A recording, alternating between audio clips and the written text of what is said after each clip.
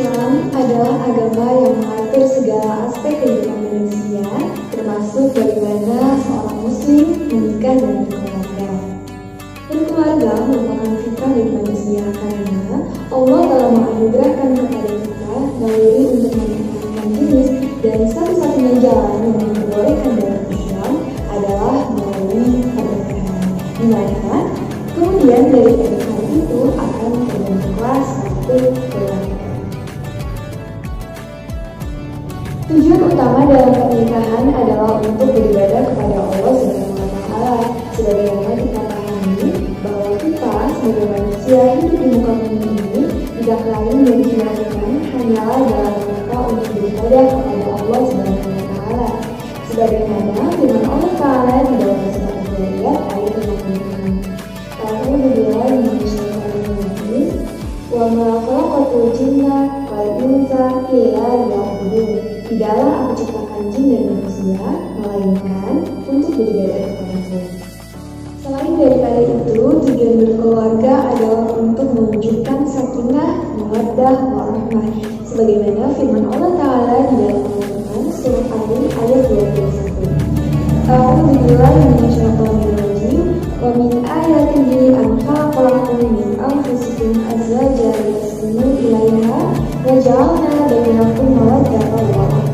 Dan di antara tanda-tanda kekuasaan Allah adalah Dia menciptakan untukmu istri-istri dari diri sendiri supaya kamu cemburu dan merasakan kenikmatan.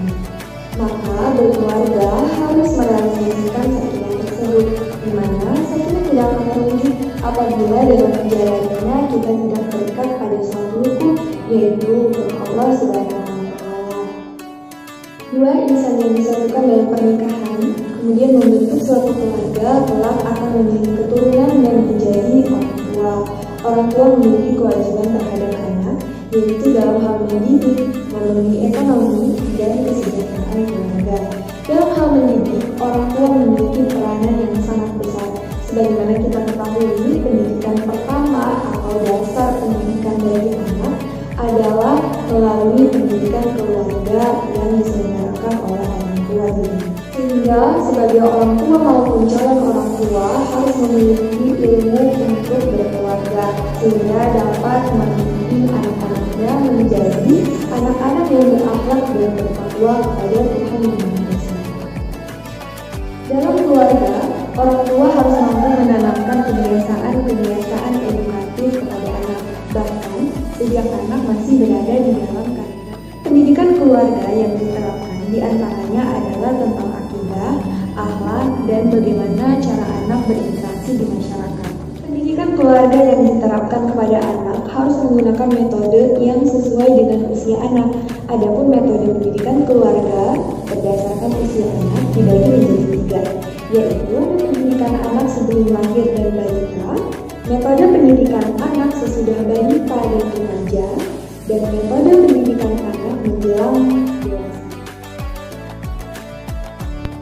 Pendidikan anak sebelum lahir dan balita. Selama di dalam kandungan, anak dapat menerima beragam sensasi indera dari luar rahim, sehingga orang tua terutama ibu dapat memberikan pendidikan dini kepada anak.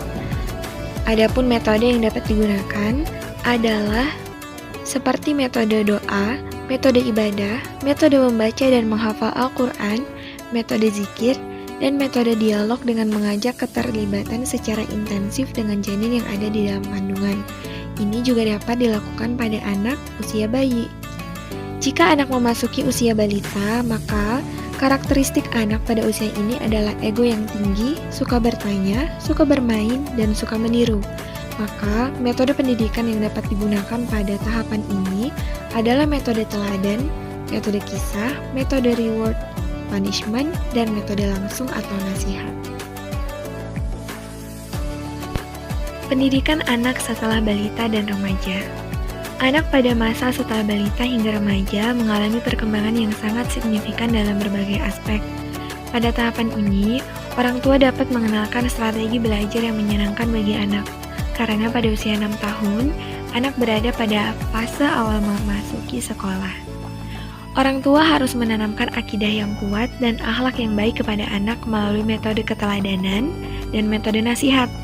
Metode diskusi terkait tentang agama, keyakinan, pemecahan masalah juga dapat digunakan orang tua dalam mendidik anak, sehingga ketika memasuki masa remaja, mereka sudah mampu mengemban tanggung jawab seperti dalam hal beribadah.